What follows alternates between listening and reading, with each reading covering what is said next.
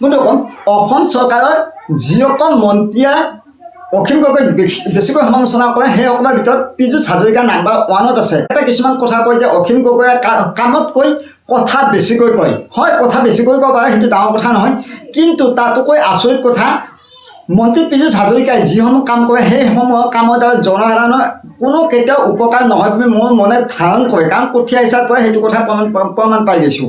আৰু তেখেতে কঠীয়া হিচাপতে যিটো টি চাৰ্ট পিন্ধিছিল সেইটোৱে দাম কিজানি 4-5 হাজাৰ মান টকা হ'ব। আৰু তেখেতৰ হাতত যিটো ঘড়ী পিন্ধি আছে সেইটোকৈ ইতিমধ্যে সামাজিক মাধ্যমত বহু চৰ্চা হৈছে সেই ঘড়ীটোৰ দামক লৈ।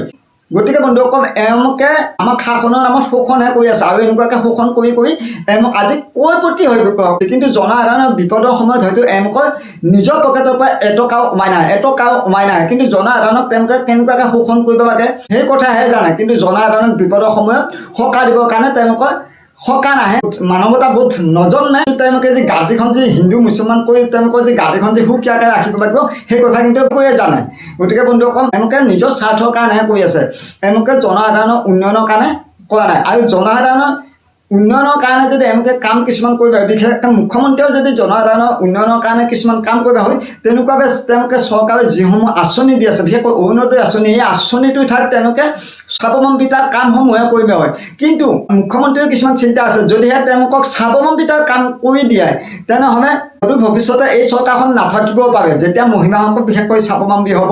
গতিকে তেওঁলোকে সেইটো নকৰি মাহে মাহে আঁচনি দি আছে, আৰু ইয়াৰ জৰিয়তে মহিলাসকলক কিনি ৰাখি তেওঁলোকৰ ভোট বেংকটো সুকীয়া কৰি ৰাখি আছে। সেই বন্ধুসকল জনসাধাৰণ সচেতন হওক, দায়বদ্ধ হওক, আমি সকলো একগোট হৈ অসমীয়াই বুকুত জীয়াই থাকিব লাগিব। একোটা এনাজৰীয়ে বান্ধ খাই কোনোবাই হিন্দু মুছলমান পৰি থাকিব পাৰে নিজৰ স্বাৰ্থ সিদ্ধিৰ কাৰণে, আৰু তেওঁলোকে নিজৰ স্বাৰ্থ সিদ্ধিৰ কাৰণে বিজেপিলৈকে আহিছে, আহি নিজৰ স্বাৰ্থবিলাক সিদ্ধি কৰিছে, শাসনৰ নামত শোষণ কৰি আমাক জনসাধাৰণৰ উন্নয়নমূলক কাম তেওঁলোকে কিমানখিনি কৰে আমি এতিয়াই গম পাব, আমি উজনি অসমৰ বানপানীৰ পৰাই গম পাব। এইখিনিকে কৈ আজি ভিডিঅ'টো সামৰণি মাৰিছোঁ। ধন্যবাদ।